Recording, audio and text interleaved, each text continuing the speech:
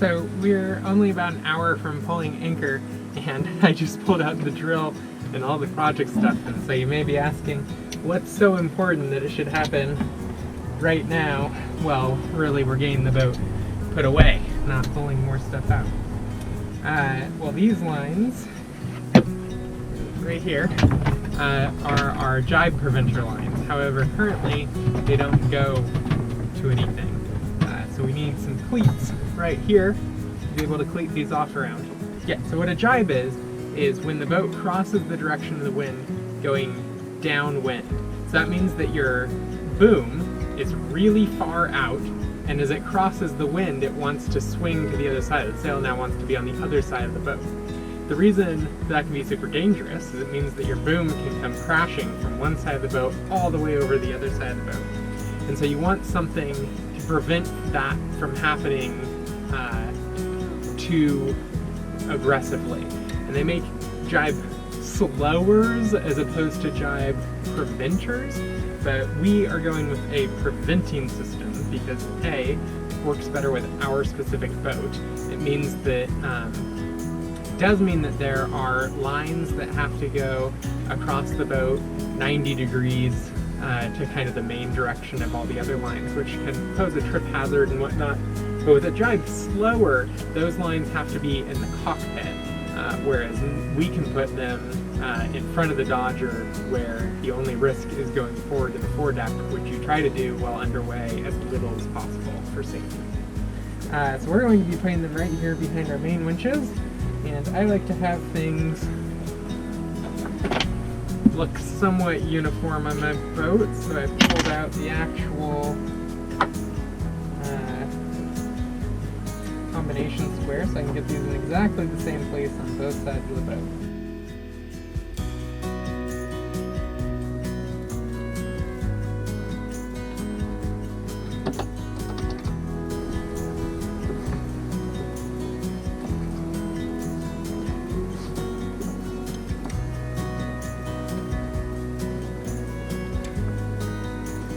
That will keep our boom from flying across. I'll show it to you in use while underway later today.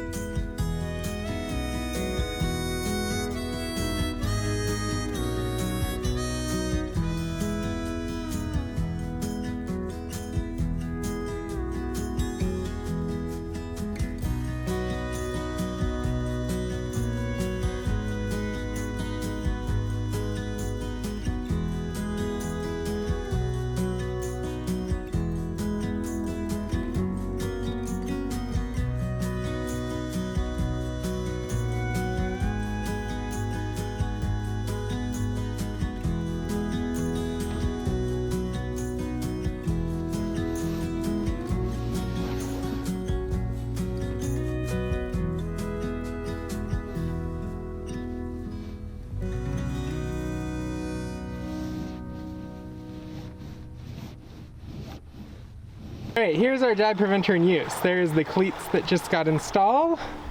And as you can see, we are currently sailing downwind. So the wind is going into the belly of this sail. However, if the wind crossed and was coming from the other side, this boom, with all this slack out, would want to crash to the other side of the boat. So, there is a rope that goes from the boom vang to a block on the tow rail, and then back to that cleat.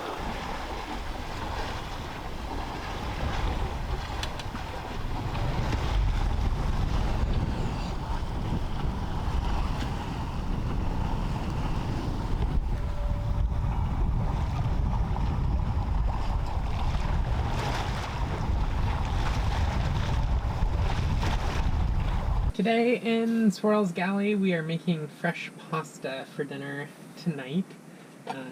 It's my birthday, and so I wanted to do something special. The boat rocking is causing the scale to go all cattywampus. kind of funny. So to make my pasta dough is pretty easy. It is just equal parts the weight by weight. The weight of your eggs, and then all-purpose flour, and then semolina flour. And then bring that all together, and then just gonna knead it a lot. Stick it in the fridge for the rest of the day, and then we'll form into pasta shapes this evening.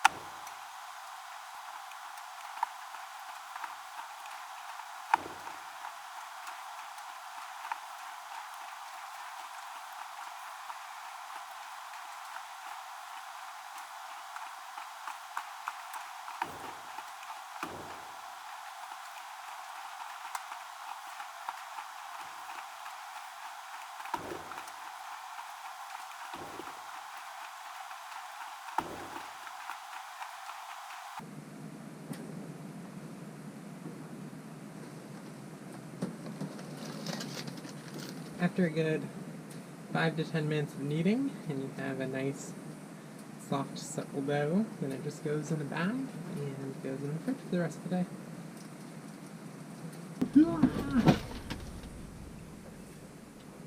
Right, Purple Haze from Rattlesnake Hills. A few years old at least. Should be somewhat decent. I think I paid like not a minimal amount for this bottle. Bow twang.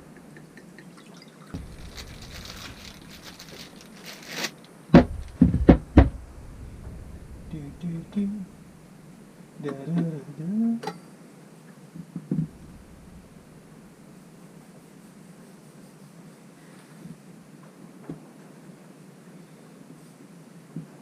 So next step is you roll these into snakes and cut them into little, about 3/8 of an inch long blobs. Is this the one that you make into scoops? Mm-hmm. You want to scoop with me? Yeah, I like scooping. Okay, grab a cutting board, start scooping. This one or the big one? It doesn't matter. So this style of pasta is really easy to form. After you cut them into your little pillows of dough, you put them down flat side down, and you put the back of a spoon just like a fingernail width in, and you push down and pull towards you. You should make a little scoop that's fat at one end and real thin at the other, and that's it. Can birds eat dough? Yeah. Can fish eat dough? Is dough good for them? It's not bad. I was gonna say, or is it neutral? Yeah, it's neutral. It's kind of like In this quantity, it's neutral. In large quantities, it would definitely be bad. Okay. In case anyone's curious, best food is not Swirl. Yeah, our galley does crank out some tasty fiddles. Two people who like to cook, who are good at cooking. Yeah, you have to be vegetarian to come crew on Swirl. I don't know that I would make that a requirement, but it kind of is a requirement. Your mom's coming on Swirl.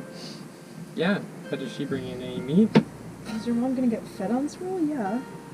Yeah, as long as she eats vegetarian.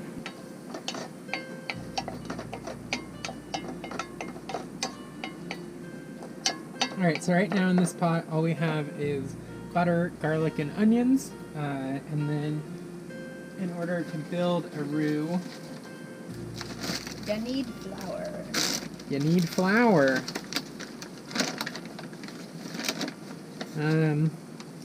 Kayla's a snob when it comes to her flour. That is bread flour. This is Artisan bread not flour. not Michaela's favorite flour.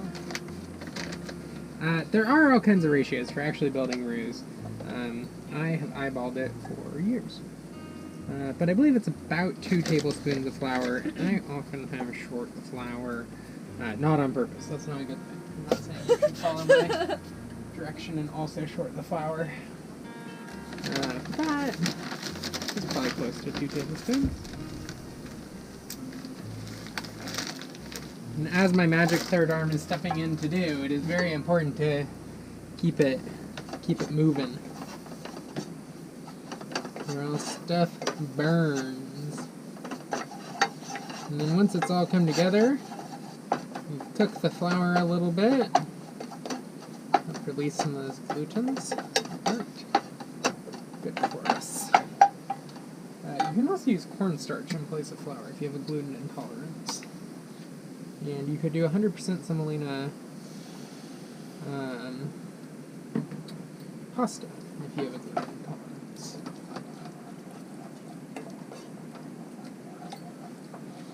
And then, yeah, as I just did there, you pour in a little bit of milk. And it's called breaking the roux. So the idea is you're going to break and set the roux multiple times as you go.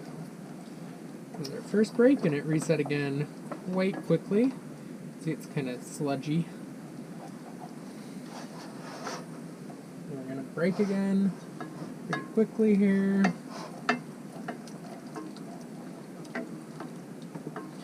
And then our next break is going to be with the tomatoes, not with milk.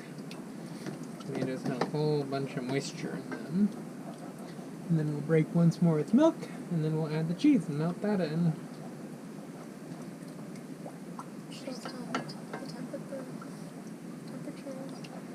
Oh, the temperature? I don't know. Medium-ish heat on this burner. Yeah. Some people, especially if they're scared of roux or inexperienced, will try to go slow. Kind of take the low and slow approach. You gotta just go for it. There's a goose like 10 feet outside our window. This is classic Michaela. You gotta kind of just go for it. You can't go too fast or you'll burn it. You can't go too slow or it'll never set right. And you can ride the flame a little bit. You know, I'd say it's medium heat.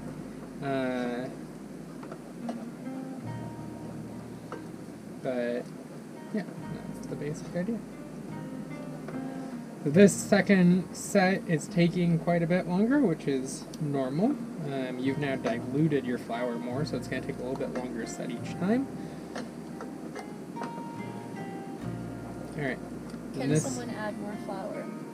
You can, but you really want to try and nail your flour at the beginning. It does not work nearly as well if you do it at the end. Alright, that is set once again, so now we're going to add all these tomatoes. It gets clumpy, is that why? Because you don't cook the flour, and so more than anything, it's that you're going to be able to taste the flour. It's going to taste grainy. Yeah, it's going to taste a little grainy. It's just going to taste flour. It's going to taste like uncooked flour. It's like poorly made bread. Alright, tomato break, set again real fast, so now we're going to break a little bit more milk. I'm going to save back just a little bit of milk just in case I screw up my cheese addition. And then you're not going to wait for it to fully set before you start adding in your little blocks of cheese. Because you want it to be nice and viscous. I'm so excited.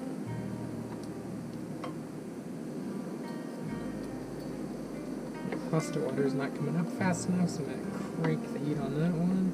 Luckily, this pasta, being fresh pasta, only needs to cook for a couple minutes. Not 8 to 10 like your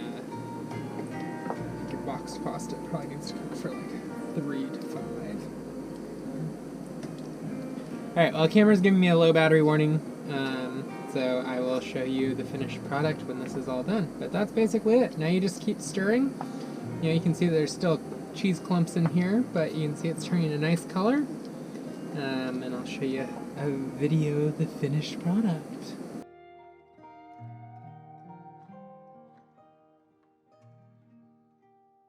I know this video wasn't quite what we normally do, so if you made it this far, thanks so much for watching. If you tried this recipe, absolutely let me know how it goes, and if you have any questions on it, let me know. Before becoming a sailor, I was a baker for many years, and so things like pasta and bread still hold a very special place in my heart, and I seriously miss having an oven on the boat. Don't forget to head over and check out our Patreon page if you want to help support us and find some things behind the scenes. If you head over now and join our Patreon, you'll receive a free Swirl sticker of our logo. Check out whoismichaelabauer.com if you are interested in learning more about me and my story, as well as the boat and her origins. Don't forget to like, comment, and subscribe, and ring that little bell so that you don't miss any of the videos from season 2.